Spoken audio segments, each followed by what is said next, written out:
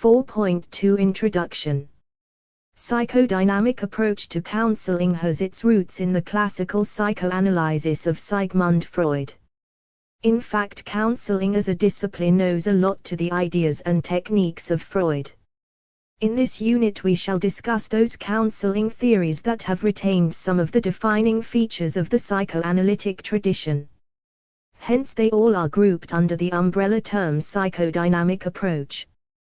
These theories share the following psychoanalytical thinking: belief in unconscious and psychic determinism. Thoughts, feelings and behavior of the individual is determined by unconscious motivation or childhood events. Behavior is the result of the interplay of internal drives. Role of childhood experiences, especially the first 5 years, in determining one's personality and present life issues. Client's insight during therapy as the key internal mechanism for change to occur. Use of defense mechanisms by the ego to avoid feeling anxiety. All these will be elaborated in the next section. Psychodynamic equals psyche plus dynamic. The term psychodynamic is a combination of psyche, soul translated as mind, spirit, or self, and dynamic, referring to the idea of forces, often moving in different and opposing directions. Thus the psychodynamic approach is based on the concept of conflicting forces, inner drives, wishes, memories, and ideas which interact within the psyche and are largely unconscious. The various theories that come under the approach differ in terms of the emphasis they lay on Freud's original ideas and techniques. However, in therapeutic practice they are quite similar. In this unit we shall study psychoanalysis proper or classical psychoanalysis, psychoanalytically oriented psychotherapy and insight therapy. The psychodynamic therapies can be conceptually seen as existing along a continuum, with the most insight-oriented, exploratory and expressive on one end and the most supportive type at the other end of the continuum. At the expressive end of the continuum lies psychoanalysis, with its focus on concealed meanings, past experiences and the relationship between the therapist and client, followed by analytically oriented psychotherapy. At the supportive end of the continuum, aimed at treating severe problems, the therapist provides more support and focuses on healthy adjustment and coping mechanisms. The interpretation of dreams is the royal road to a knowledge of the unconscious activities of the mind. 4.3 Psychoanalysis. Psychoanalysis broadly refers to three things: a model of human and personality development, b. a theory of personality and human nature, and c. a form of psychotherapy. In the present unit we shall be using it in the third sense. Developed in the 1890s by Austrian neurologist Sigmund Freud, psychoanalysis can be seen as a set of therapeutic techniques that help an individual release pent-up emotions or repressed thoughts, feelings and memories. Freud's theory was based on his observations and careful study of his own patients' cases. His interest in the role of the unconscious in influencing human behavior was a result of the intriguing case of Anna O., who experienced physical symptoms like visual disturbances, speech problems, and partial paralysis without any apparent physical cause. It was only when she was able to recall memories of traumatic experiences in childhood that she had repressed, blocked, that her symptoms subsided. Her case was published in a book, Studies in Hysteria by Sigmund Freud and Joseph Breuer. Breuer was Freud's colleague who was actually treating Anna O. It was Breuer who relayed the case to Freud. On the basis of this case, Freud hypothesized that childhood sexual abuse or repressed sexuality was the basis of hysteria, later on called a psychosomatic disorder. 4.3.1 Psychoanalytic Theoretical Principles. In order to understand psychoanalysis as a method of therapy, one needs to understand certain concepts. Role of unconscious and psychic determinism. According to Freud, individuals are unaware of a big portion of their psyche, which he called the unconscious. As can be seen from the diagram below, all three elements of a person's personality, ID, ego and superego, are at least partially submerged in the unconscious. Freud hypothesized that the unconscious was composed of all the emotions and desires that would threaten the well-being of an individual if they were to become conscious, for example, past trauma and aggressive desires. It also contains the most basic impulses that are not expressed in society as directly anymore, for example, the desire to defend one's territory and kill others in doing so, which was necessary for our evolution but is no longer needed or desirable, and the desire to procreate, which in modern society has become a source of shame and guilt, particularly for some communities more than others. Finally, the unconscious also includes thoughts of self-harm and self-destruction. Freud believed that the conscious mind put all these emotions, beliefs and tendencies out of the awareness to protect an individual. These thoughts were deemed unreasonable or unacceptable. And in order to protect oneself from these dangerous thoughts, Freud suggested that individuals used defense mechanisms which allowed these things to be stored in the unconscious without any conscious processing. In this way, Freud suggested that human actions were a result of unconscious desires. This meant all the actions that we described as accidental were a result of unconscious desires, and even actions we described as intentional actions towards our career goals, or helping our friends, were actually rooted in unconscious desires. This tendency to view behavior as a result of something predetermined and not free choice is known as determinism. When it is believed that the unconscious determines one's behavior, it becomes a subcategory of determinism known as psychic determinism. It proposes that there is an underlying psychological explanation for every emotion, thought, impulse, and behavior. For instance, if you get angry at your colleague at workplace for no reason, maybe he reminds you of your earlier boss who was very demanding and wanted perfection. The structure of personality. Freud gave a tripartite theory of personality, that is, an individual's personality comprised of three distinct parts such as the ID, ego and superego. 1. The ID. What it is. The ID is the only component of personality, according to Freud, that is completely unconscious, as can be seen in the iceberg diagram above. It includes biological desires and contains two of the most basic urges of human beings, aggression and sex. Going back to our evolution, it becomes obvious why these two would be the most basic impulses. Aggression was labeled the death impulse, thanatos, and sex was labeled the life impulse, eros. As the human being only needed to think of surviving and procreating during that time, we have all inherited these traits from our predecessors. However, in today's world, these impulses have either no or much less of a role. We hardly have to fight fellow human beings to survive anymore, and procreation is something that has been shifted to the back burner, and things like career, education and other activities have taken the front seat.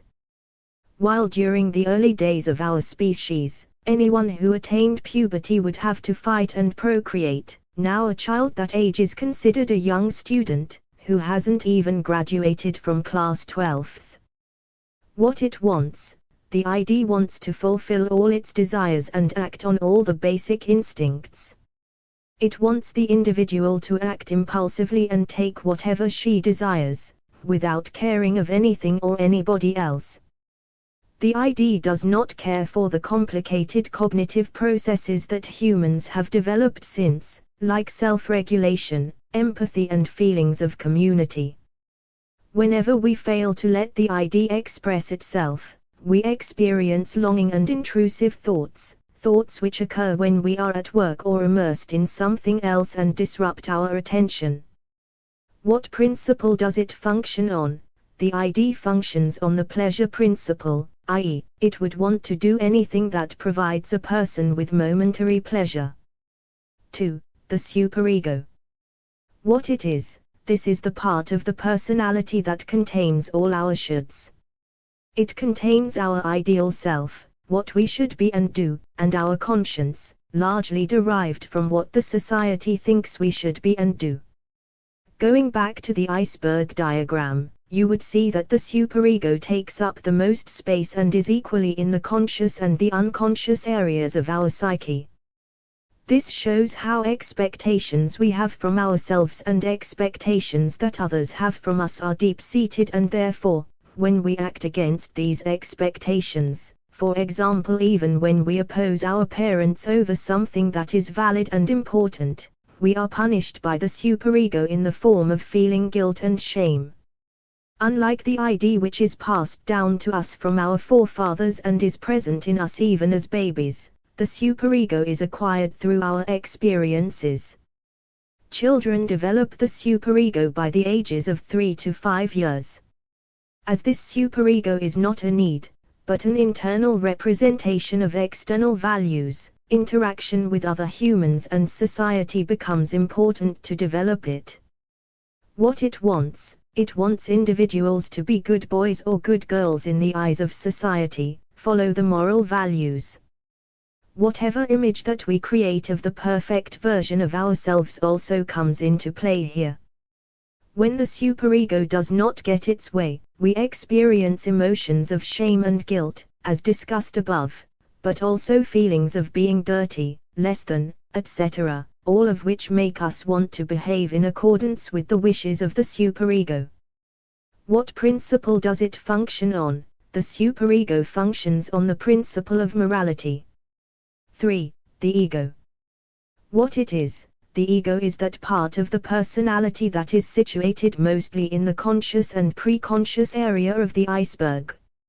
It is the part of our personality that is visible to other people. It operates in the real world, within an objective reality. Its function is to sustain a person on the basis of this reality, as opposed to surviving on impulses or ideals. The ego serves as a middleman between the id's desires and superego's demands to channel a personality that balances the extremes and tries to achieve pleasure and resist pain. This makes the ego the decision-making component of the personality.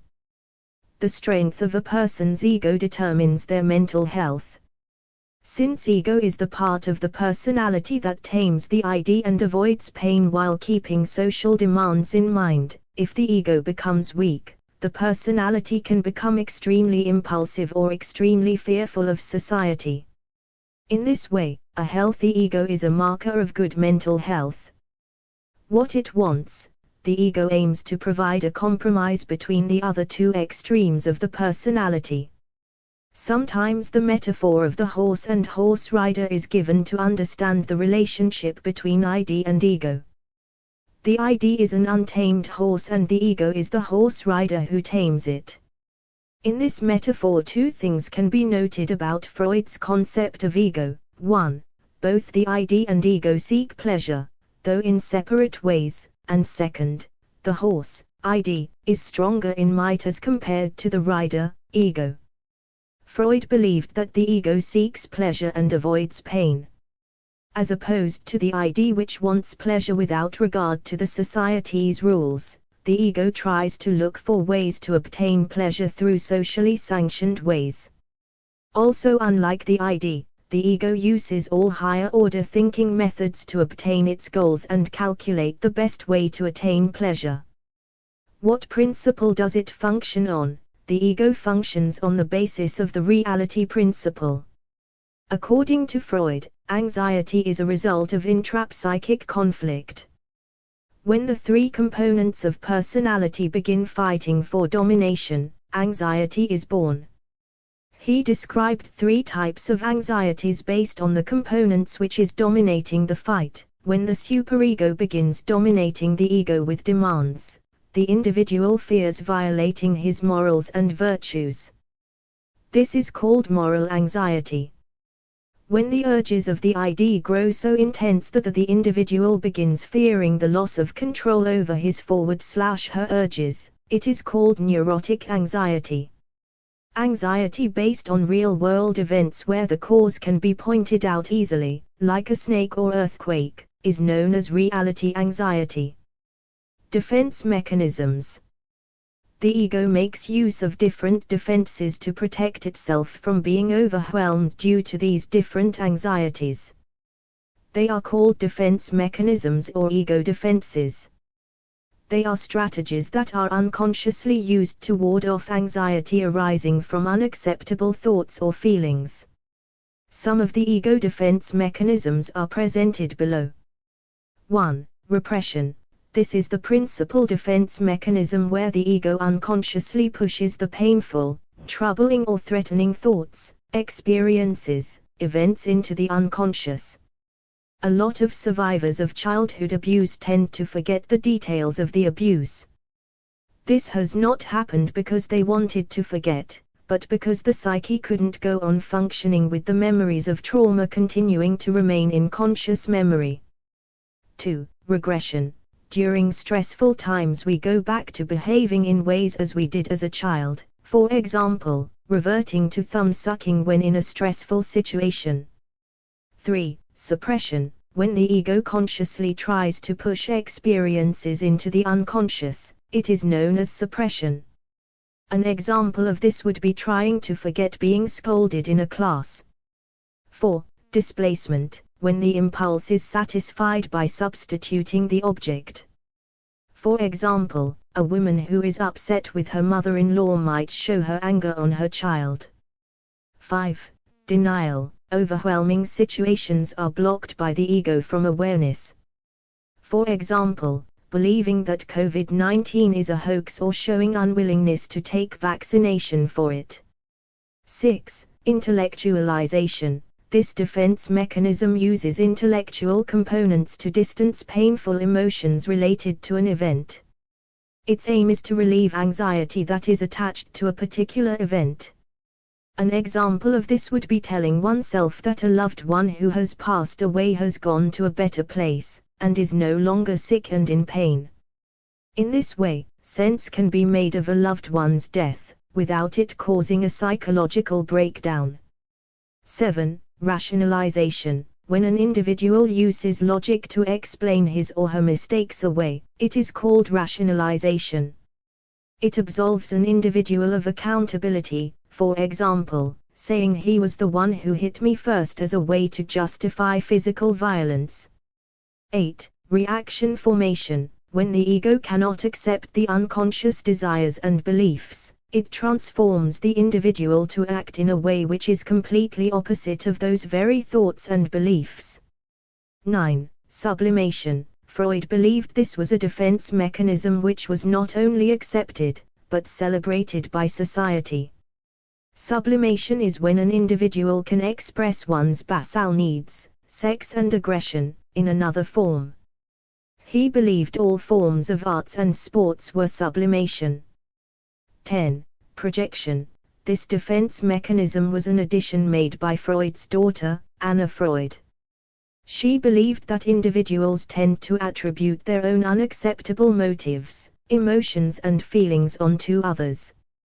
For instance, if an individual feels attracted to his cousin, the superego would forbid such an attraction and this individual would settle it by believing that actually it's the cousin who's attracted to him. 4.3.2 Goal of psychoanalysis.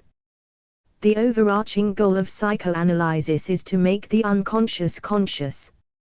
Thus resolution of problems lies in the understanding and resolution of unconscious conflicts, strengthening of the ego, reducing the intensity of instinctual strivings as well as superego's demands and facilitating insight into one's unconscious.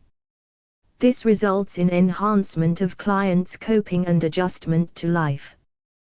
The mechanism through which these goals are attained is called insight. Insight has been defined as the self-realization or self-knowledge that occurs when the client gets in touch with their unconscious mind and is able to connect past experiences and conflicts with the present problems and behavior.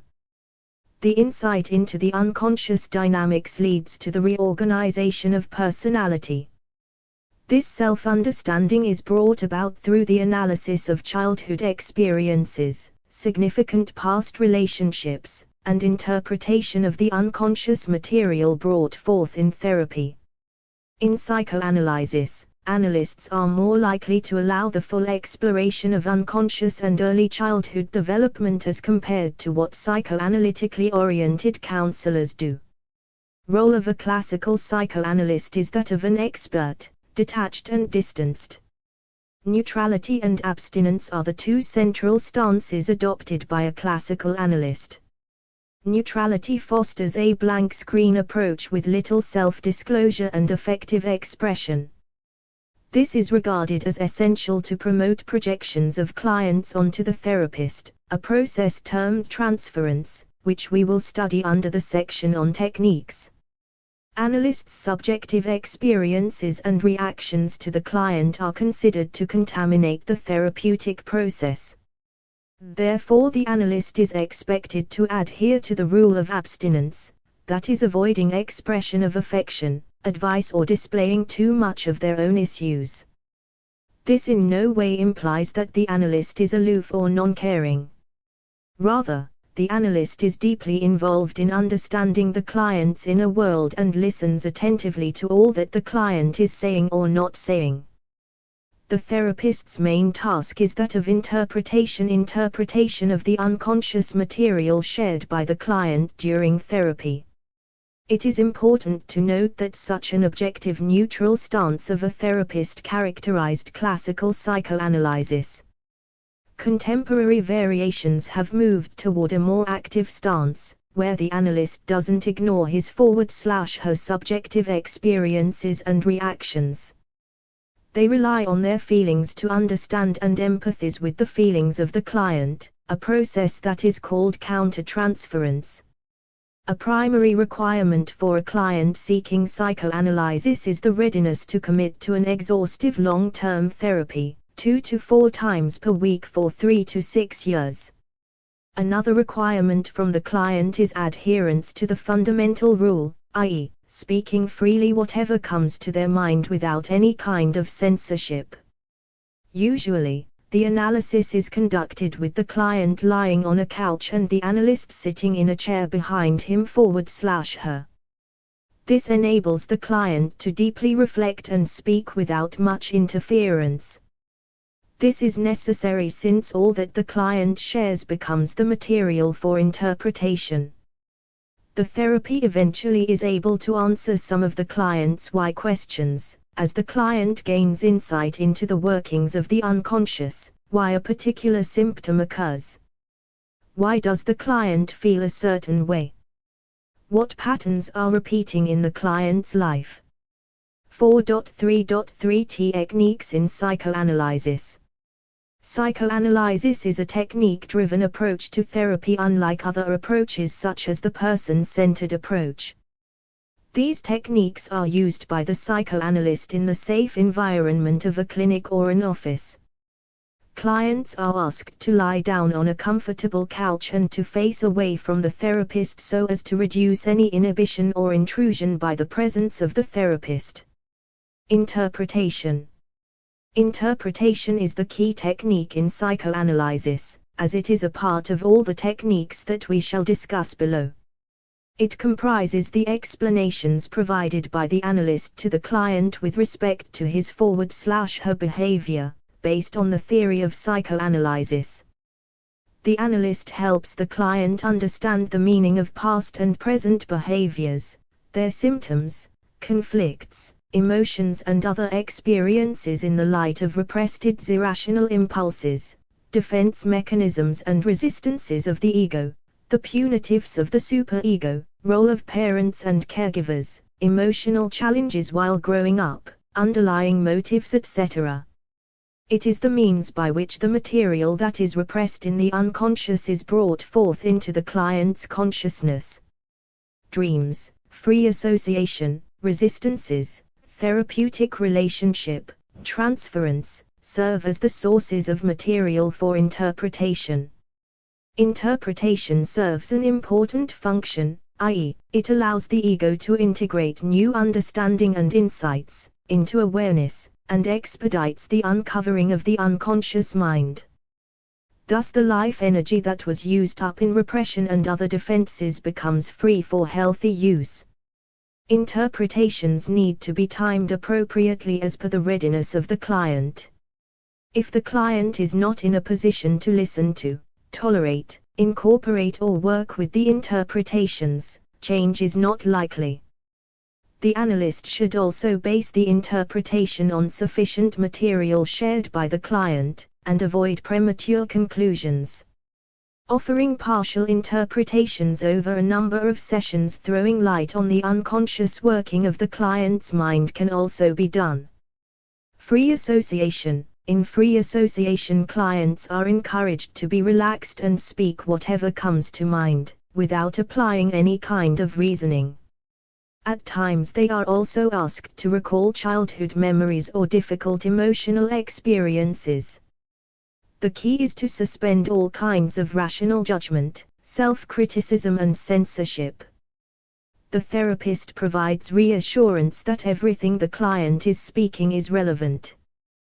The assumption is that when free association flows spontaneously, the repressed material buried in the unconscious gets released. In the typical psychoanalytical parlance, it is the ID that speaks, and the ego is silent, thus the repressions are lifted to some extent. It often results in catharsis, release of intense emotions. Free association also forms the basis of dream interpretation. The analyst listens carefully to unravel the hidden meaning, with the assumption that everything the client speaks is relevant and reveals the unconscious. Special attention is given to any kind of resistance that client shows during free association, like blocking thoughts, silence, etc., and is interpreted. Resistance is the reaction by the ego to any anxiety-arousing repressed material, thoughts, conflicts, wishes, memories, that might come up in free association. The task of the analyst is to identify the repressed material and see connections between events. Resistance, any change process, is met with inhibitory forces. So is therapeutic change, which is often met by resistance on part of the client. It is anything that works against the progress of therapy and stops the client from generating previously unconscious material. It is a kind of reluctance to reveal, that gets manifested in diverse behaviors. Sidetracking the discussion, refusing to recall dreams or childhood memories, changing the subject of discussion, irrelevant small talk, missing appointments with a therapist, coming late for therapy or postponing sessions, not paying fees, forgetting to do what was agreed upon in therapy are all interpreted as resistance. The analyst deals with resistance immediately. Client might or might not be aware of the resistance in him/her. However, the reasons for resistance are largely unconscious. They are basically defenses against the unbearable anxiety or pain that would result when the client becomes aware of the unpleasant repressed thoughts, feelings, impulses, memories etc. during the course of therapy. This is repression resistance. Resentment could also set in when the analyst does not cater to the client's unreasonable and unrealistic expectations, resulting in what is called transference resistance.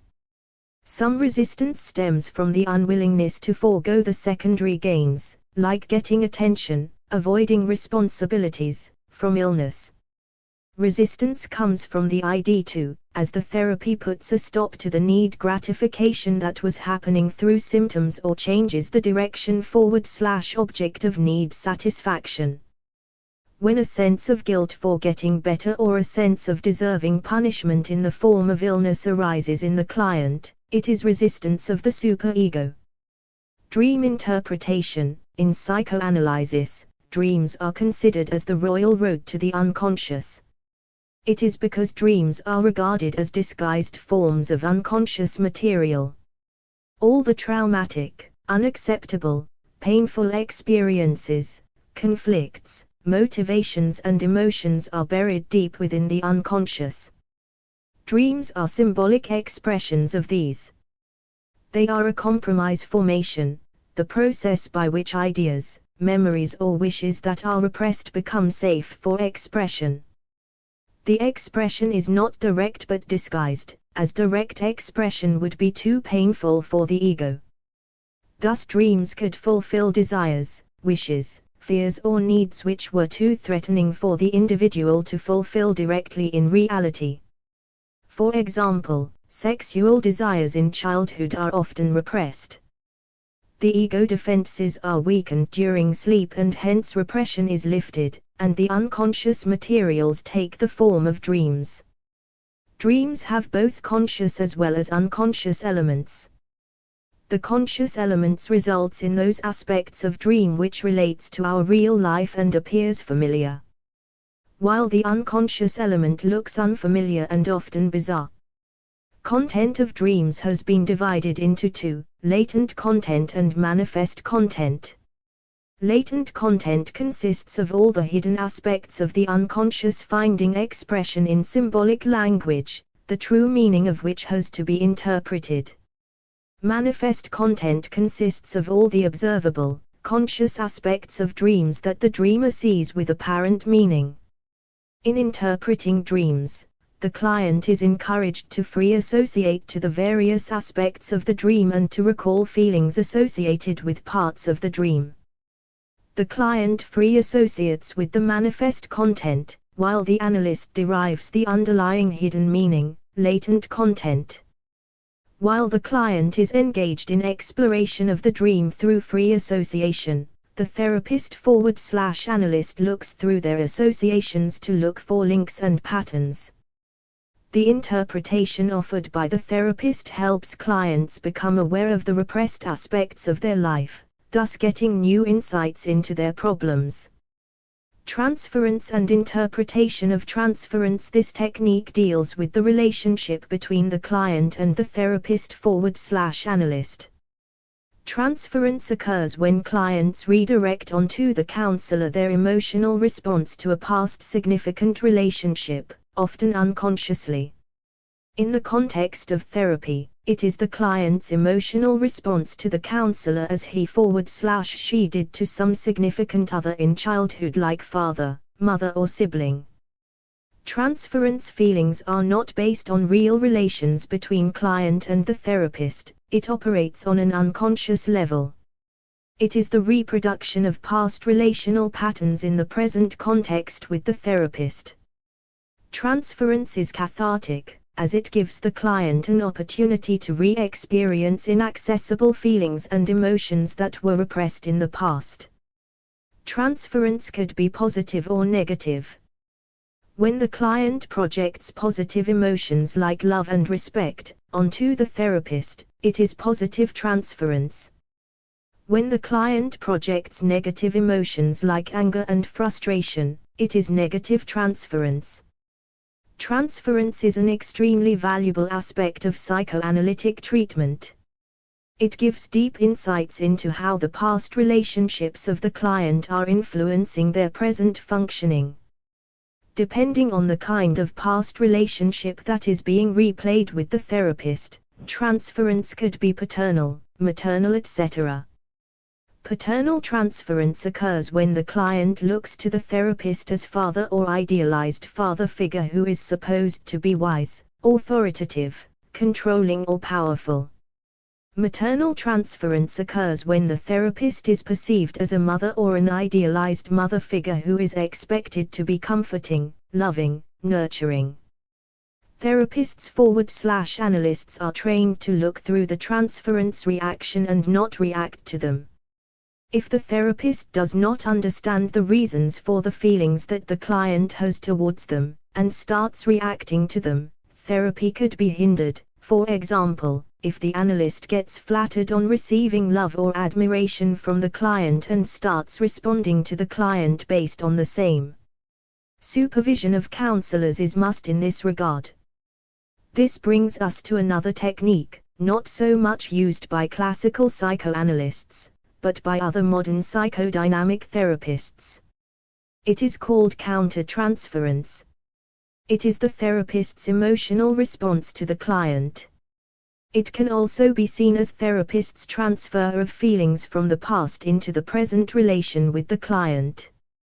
Countertransference reactions induced in the therapist can also be utilized to understand the client's issues better, thereby helping the client achieve deeper understanding of his problems. In this context, objectivity on the part of the therapist in responding to the client is required, so that therapists' personal issues do not influence their reactions to clients. For example, a therapist might see the client as a helpless victim because of his /her need to control and end up overprotecting the client. Overprotecting the client could hamper client's autonomy in therapy. Hence the therapist can take supervision to examine countertransference. Objective countertransference is used to understand the feelings that the client is unconsciously communicating. 4.3.4 Evaluation of psychoanalysis as therapy. The fact that psychoanalysis is still practiced today after over a century of being first advocated proves its merit. The theory has been developed, updated, and has inspired many other forms of therapy. Concepts like transference, defense mechanisms, resistance, dreams are utilized in other therapeutic approaches as well. The approach provides support for a number of diagnostic instruments like thematic apperception test, Rorschach ink blot tests, and other projective tests and techniques. It was the first theory that affirmed childhood sexuality and inspired a lot of research. However, psychoanalysis continues to be one of the most controversial approaches to psychotherapy. Some significant criticisms of psychoanalysis are listed below. It is an intensive form of therapy that is expensive and long. Hence, it is not preferred by individuals preferring a brief, problem-focused or economical approach to therapy. In traditional psychoanalysis, the anonymous and detached stance of the therapist creates a sense of aloofness and distance which can be difficult for some people to accept. The therapeutic approach is available mostly in urban areas, limited to educated, middle to upper class clients, and also clients who have enough ego strength to engage in self-exploration or work through conflicts. Thus it is not suitable for psychotic or disoriented clients. It is not useful for older clients or people who have memory lapses. It is not very effective for clients in crisis or bereavement. Thorough rigorous training required for the counselor, which is costly, time-consuming, and requires emotional commitment of the practitioners, mandatory personal therapy of considerable duration. The approach is highly deterministic in nature and ignores the impact of cultural and social factors. Many of the hypotheses or assumptions of psychoanalytic theory cannot be tested by empirical means, or the concepts are difficult to define. This makes empirical research difficult. Despite these criticisms, research has found credibility in Freud's therapy. Fisher and Greenberg did a synthesis of 2,000 individual studies on psychoanalysis and found support for its efficacy. To make it more responsive to the needs of managed care and brief therapies, shorter versions of psychodynamic therapy are being developed. Psychoanalytic-oriented psychotherapy is one such version. It focuses on specific problem areas, the treatment is more individually designed, and the therapist plays a more active role in interpreting. 4.4 Psychoanalytically oriented psychotherapy. To put it simply, psychoanalytically oriented therapy can be regarded as a milder form of or low-intensity psychoanalysis. The reason for the same is the flexibility in approach that a psychoanalytically oriented therapist takes, unlike a classical analyst. One of the prominent reasons for its development is practical considerations. As we have seen, psychoanalysis as a therapy is not very popular, as clients find it extremely intensive, long, lasting for several years, and expensive. Psychoanalytically oriented psychotherapy aims to widen the accessibility of the theory and practice of psychoanalysis to a greater number of people and also to a wide variety of problems. The number of sessions usually ranges from 1 to 2 times a week in contrast to 3 to 5 times a week in psychoanalysis. Therapy could last from a few months to years. The patient usually sits up in the treatment in contrast to lying on the couch as in classical psychoanalysis. It is the contemporary approach utilizing modified psychoanalysis. It is brief and time-limited, and therefore not as intensive as psychoanalysis proper. The therapeutic relationship is more interactive and more emphasis is placed on the ego functioning as compared to ID. More focus is on current problems rather than early childhood experiences. Psychoanalytic psychotherapy is widely practiced and is quite successful in treating a wide range of conditions like emotional problems. It is also sought by individuals who would benefit from psychoanalytic treatment but cannot make either the financial or time commitment to psychoanalysis. Psychoanalytic psychotherapy has limited problem focus as compared to psychoanalysis proper. It focuses on core issues of the client's life and personality. Greater emphasis is on helping the client deal with real-life problems, through the exploration of the intrapsychic factors.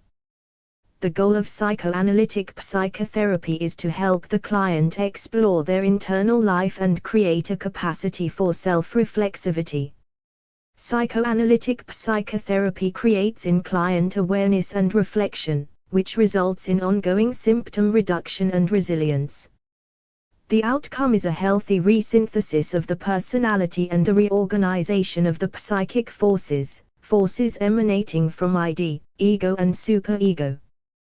The ego is strengthened so that it can be less defensive, face external reality better and master inner tensions. The above-mentioned goals are attained through the creative process of interpretive dialogue between the therapist and the client, in which each contributes to discovering how the client thinks, feels and behaves. The techniques used in psychoanalytic psychotherapy are the same as in psychoanalysis that we have covered earlier in detail. Interpretation is the key and there is reduced emphasis on free association. It relies strongly on transference interpretation. However, the frequency of sessions is lower as compared to classical psychoanalysis. Strupp states that psychoanalytically oriented therapists use a variety of techniques, preferring exploration but also using passive acceptance, structuring, interpretation, and reassurance among others.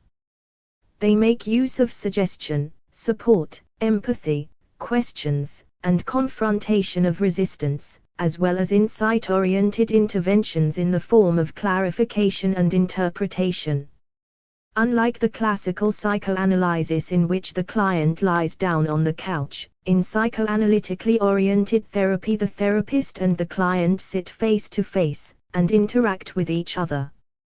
4.4.1 Role of the counselor/therapist. Unlike classical psychoanalysis in which the therapist is expected to maintain neutrality, in psychoanalytically oriented psychotherapy neutrality has sometimes to be suspended in order to stop severe acting out.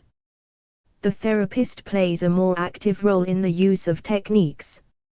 He/she is involved in a give-and-take interaction with the client and guides the session more actively. Psychotherapists who practice psychoanalytically oriented psychotherapy undergo rigorous training and supervision, often by other practicing psychoanalysts. The therapeutic alliance and relational impact. The therapeutic alliance, as described by Bordin, consists of 3 main components: agreement on I, goals and 2, on the therapeutic task, and 3, the emotional bond between the client and the therapist.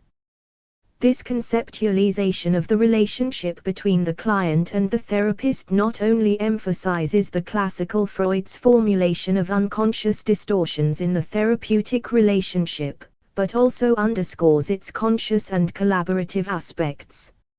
Psychoanalytically oriented therapies rely strongly on the therapeutic relationship. The idea is that the transaction and experience inherent in the client-therapist relationship contains curative elements. The therapeutic interaction leads to repairing skewed development of the client that have its origin in childhood experiences with family members or other important caregivers early in life. The outcome of this interaction is usually insight. It is a kind of relational learning that is called corrective emotional experience. It lets the client re-experience the past unresolved conflict, but give a new ending to it. For instance, there might be ruptures in the therapeutic relationship which needs to be negotiated by both the therapist and the client. This reparation of therapeutic relationship provides opportunities for corrective emotional experience, at times through the confrontation of clients' defenses or through the analysis of transference reactions. It is also through internalization that change is facilitated. When the client develops some attributes or affective attitudes that originally belong to the therapist, it is called internalization. For instance, the client might internalize the ability to self-soothe after repeatedly being soothed by the therapists, or the ability to self-reflect after internalizing the therapist's analytic attitude. 4.4.2 Evaluation. Psychoanalytically oriented psychotherapy emerged due to the falling interest in classical psychoanalysis. Relatively smaller number of therapists practice psychoanalysis proper, as brief, time-limited versions of psychodynamic therapy are becoming more popular. Psychoanalytic-oriented therapy is more interactive, emphasizes ego functions in contrast to the ID, and focuses on current problems more rather than early childhood experiences. Blomberg, Lazar and Sundell provide strong support for the relevance of psychoanalysis. Psychodynamic therapy is effective in treating people suffering from depression, somatoform disorders, anxiety, relationship difficulties, self-esteem issues, sexual issues and many more. It can be noted here that insight is at the foundation of psychodynamic therapies. Let us now look into the depths of insight therapy. 4.5 Insight therapy. The APA Dictionary of Psychology defines insight therapy as any form of psychotherapy based on the theory that a client's problems cannot be resolved without his or her gaining self-understanding and thus becoming aware of their origins. The therapist's task is to help the client understand how their beliefs, thoughts, feelings, experiences and life events from their past impact their present issues and concerns. The past that we bury inside does have a rippling effect on our present. There are different types of insight therapies: psychoanalytic, psychodynamic, gestalt, existential and humanistic. All these approaches to insight have the common emphasis on clients' in-depth exploration of their self in context, and involves interaction between the client and therapist. Depending upon the approach, the client would explore the deeper levels of their unconscious and their past, or they would uncover their existential authentic self. In this section we shall discuss insight therapy from the psychodynamic perspective. Jopling summarizes the standard view of insight therapy as, a. Insight-oriented psychotherapy is a valid method of personal discovery that allows clients to discover truths about themselves, and to acquire bona fide self-knowledge. B. The methods of the insight-oriented psychotherapies have specific and non-suggestive effects. C. One of the primary agents of therapeutic change in the insight-oriented psychotherapies is the therapist's use of interpretations, and D. The client's acquisition of truth-tracking insight is a necessary condition for therapeutic improvement. 4.5.1 Goals of insight therapy. As the name suggests, the goal of insight therapy is facilitating insight in the client. The idea that increasing the client's insight into his or her own unconscious psychological processes leads to change may be regarded as the core of the psychoanalytic tradition. It must be noted that insight cannot be given or planted by the counselor, rather through interaction with the counselor and self-explorations the client arrives at insight. The goal of this therapy is to make the client's unconscious fears, unconscious desires and unconscious motivations conscious. This would give the client the required freedom to overcome hurdles, symptoms or behaviors that are currently impacting clients' functioning.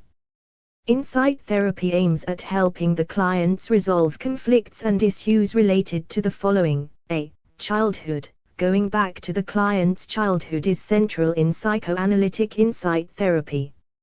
A person's childhood can have a significant impact on their adult life. What we go through as a child shapes future experiences in life, shapes our personality, thoughts and beliefs. For instance, a child who lacks a warm and close relationship with their parents might grow up to be a very withdrawn person who dislikes connecting with others. B. Abuse. Experiencing some kind of physical or sexual abuse in the past might also come up during insight therapy. C. Struggles with interpersonal relationship / troubled relationship in the past. An individual's struggle with different relationships, for example, with colleagues or friends or others in general, might be indicative of an unhealthy relationship with a significant other in the past. This could also have roots in difficulties with parents or caregivers while growing up. Studies have shown that as the client gains insights into their problems, which is basically understanding the unconscious causes of the problems, their symptoms get reduced. From the psychodynamic perspective, insight can be defined as getting in touch with the unconscious and bringing the unconscious into the conscious. It is realizing the connections between past experiences, feelings, motivations and conflicts which have been repressed, with present behavior, problems and perceptions. Insight can be a sudden flash of realization or a gradual self-understanding. Insight is both cognitive and emotional. Merely intellectual insight does not lead to behavior change. For insight to be effective, it needs to be accompanied by intense emotional experience. Thus, insight is accompanied by catharsis, expression of pent-up and repressed emotions. Freud regarded emotional insight as the most potent form of insight. Insight can be the revelations of the maladaptive defenses being used to ward off anxieties or conflicted emotional states, recognition of unmet needs and motivations underlying behavior or relationship patterns, understanding symptoms or overt behavior as a form of disguised inner conflicts, linking transference reactions and past relationships, etc. In particular, increased understanding of recurrent patterns of maladaptive relating to self and others is often emphasized. Jopling provides the following criteria for evaluating if insights are true. A. If they match with the facts of the client's psychology and life processes. B. If they are followed by overt changes in the client's behavior. C. If the changes are internal. D. The process of exploration moves forward. E. They are analogous to and consistent with insights in other case histories. And F. They make previously unintelligible experiences intelligible. 4.5.2 Techniques in insight therapy. Insight therapy relies on the same techniques that classical psychoanalysts use. These include free association, dream interpretation, resistance and transference. As we have seen earlier, interpretation forms the backbone of insight therapy too. Interpretation. Therapists' skillful use of interpretations help the client reach insight. The therapist links clients' past and present experiences in the here and now and helps the client develop a new explanation for their symptoms. This makes the symptoms appear more manageable to the client. The clients look at their symptoms with an increased understanding and evaluate their usefulness. The accompanying emotional catharsis frees the client to act in new, more constructive ways. Insight is empowering for a client as it brings greater clarity in life and self-understanding. They are empowered to make changes since they better comprehend how their past experiences are harming their present. It gives internal freedom to the individual. For example, with a client experiencing low self-esteem, the therapist might analyze the client's childhood years to find non-supportive parenting and bullying in school, which evoked negative emotions about self that were repressed. Transference interpretation. Insight in the psychoanalytic sense often involves understanding of recurrent, maladaptive relationship patterns. Therefore, use of transference interpretations becomes a key technique. Exploration of affect. Emotional insight requires exploration of affect and emotional processing of memories and other psychological material brought forth in therapy. These experiences or memories can be from the client's childhood or previous adult years. 4.5.3 Evaluation of insight therapy. Like other psychodynamic therapies, effectiveness of insight therapy also depends upon the client-therapist relationship. Building rapport, trust and openness is essential for the client to open up about difficult issues. The therapist plays an important role in this. They identify behavioral patterns from the client's past that could be affecting their behavior and relationships at the present time. Insight therapy has found some empirical support, indicating a positive link between increased insight during treatment and outcome. Few studies also suggest that increase in self-understanding precedes symptom change and regard insight as a curative factor in therapy. It is effective for anxiety, depression, eating disorders, relational, family or academic problems. However, there is a need for more precise measurements as well as more research to specify the conditions in which insight facilitates change. Some of the criticism is also based on the fact that the insights generated might be placebo insight and that the pressure in the therapeutic encounter may cause clients to experience insights such as illusions or deception, or adaptive self-misunderstandings which do not possess any explanatory power. Al-Shoi also questions insight-oriented therapies by asserting that such therapies absorb the client into the therapist's framework due to increased suggestibility, power and even deceptive control in the therapeutic settings. 4.6 Let us sum up. In this unit we studied psychodynamic approach to counseling, which is basically an umbrella term that incorporates several other theories and therapies that have their roots in Freudian psychoanalysis. Psychoanalysis theory and therapy have been described in greater details as they form the backbone of other therapies discussed. Techniques like interpretation, transference, dream analysis and resistance are common to all the therapies discussed. Psychoanalysis also relies on free association. It should be noted that insight is also the defining feature of all psychodynamic therapies. However, insight therapy has specifically been developed from the perspective of psychoanalysis with its focus on exploration of the client's past and identification of causes or origins for presenting problems. Contributions and criticisms of each of the therapeutic modalities discussed have also been presented.